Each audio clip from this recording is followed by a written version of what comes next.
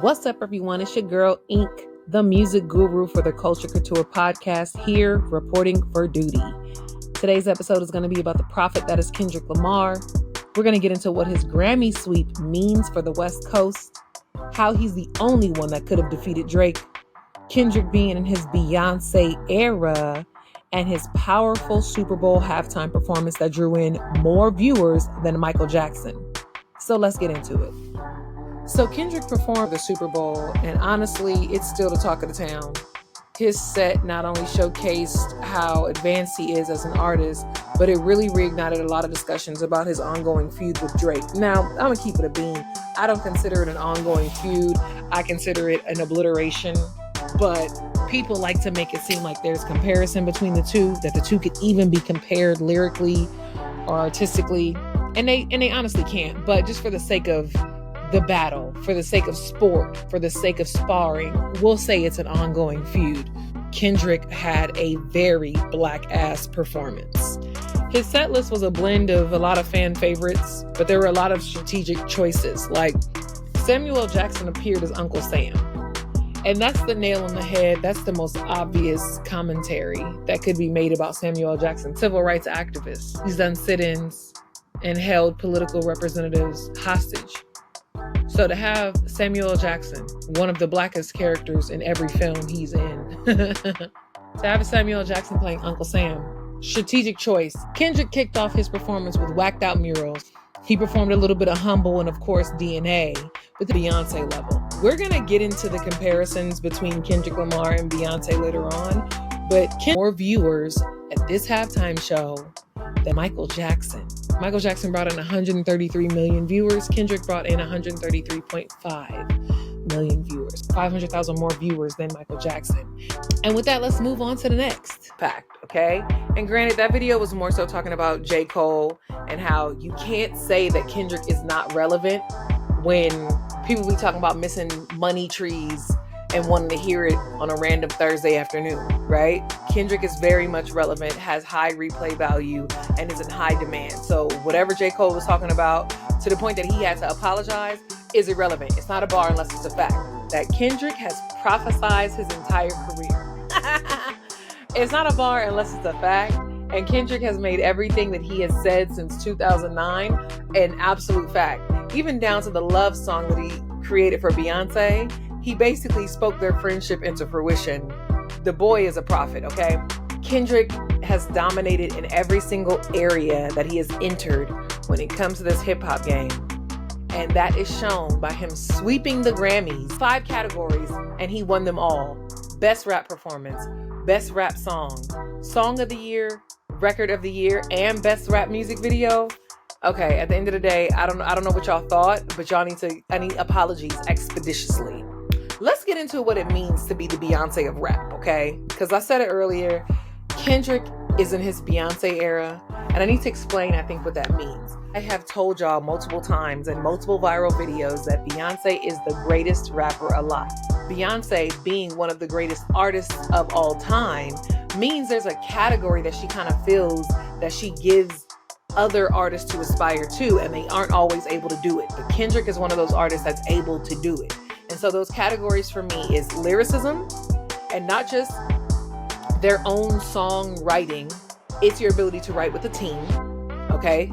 We got relevance, connection to the culture, and last, final, and most important, the ability to shut the fuck up.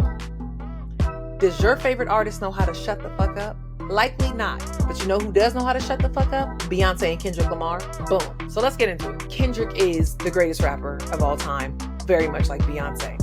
His lyricism is unmatched. Ain't nobody fucking with Kendrick Lamar. And if you think you are, you're delusional. Very much like Kendrick said in his Grammy speech, he is the culture. Hip hop is the culture.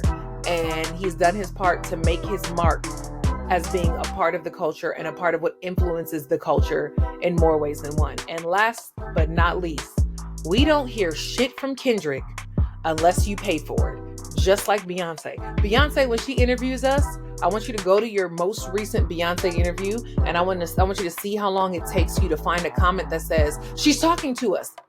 She's speaking to us. You want to know why they're reacting like that? Because Beyonce don't say shit to us. She has nothing to say to us unless we're paying for it. You want to hear Beyonce speak? You better pay that $400 for that concert ticket. You better buy that album. You better buy that DVD. You better hop on Netflix. But otherwise, Beyonce's not talking to us. You know who else is not talking to us unless we pay for it? Kendrick.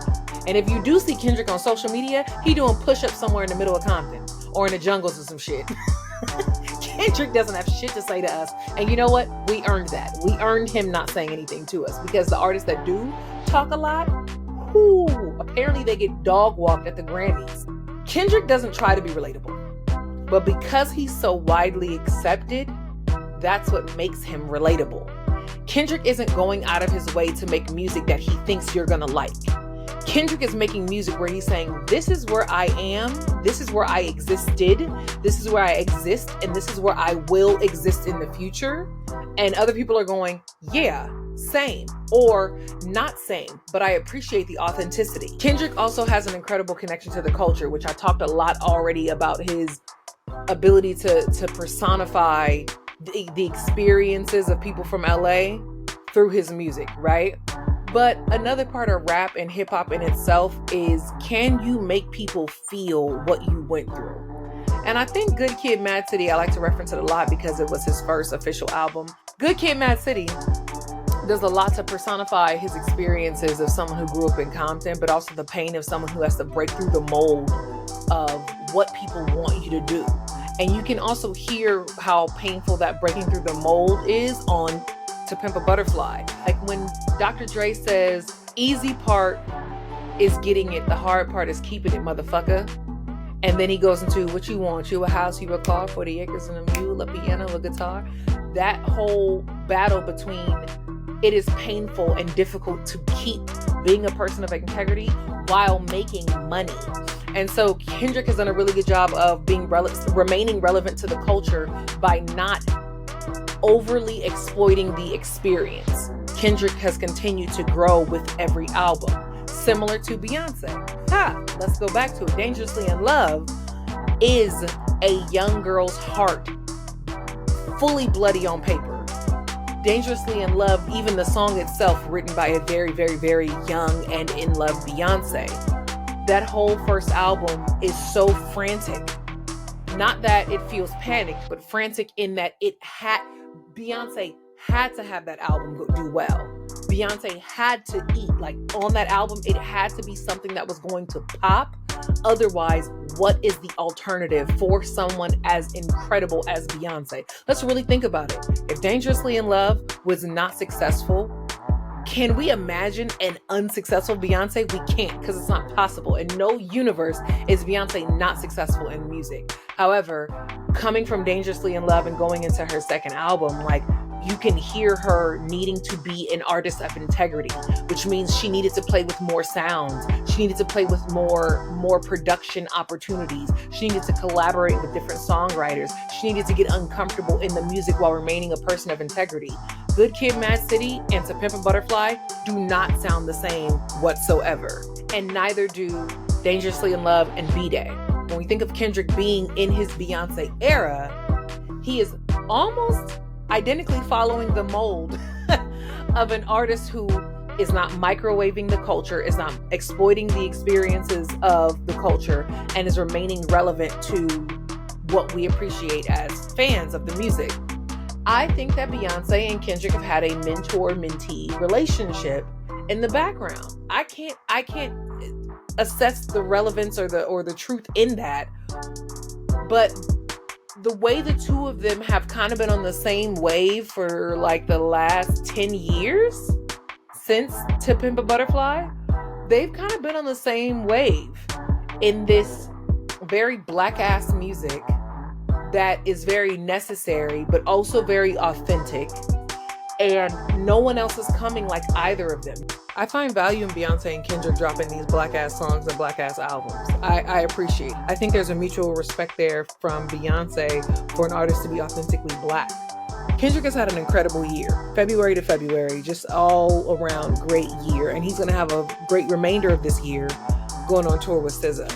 But he's given us everything from taking down the Beige Bandit with the release of Not Like Us sweeping the Grammys, headlining the Super Bowl, the release of his latest album, GNX, which highlighted a bunch of West Coast artists. What Kendrick and the TDE team has done for the West Coast, it should not go unsaid. GNX featured a bunch of West Coast artists like AZ Chike, Dodie Six, Hita J3, Peso, Siete 7X, Wale the Sensei, Young Threat, Lefty Gunplay, Dea Barrera. TDE and Kendrick Lamar are doing their part to really shine a light on West Coast artists. Like, they really do their part to ensure that the West Coast and our contribution to hip hop continues to thrive. All right, y'all, that's my time. I hope everyone has learned their lesson about whether or not they want to fuck with the kid from Compton. He's the Beyoncé of rap. He's hip hop's Michael Jackson. And with that, I am ink very well.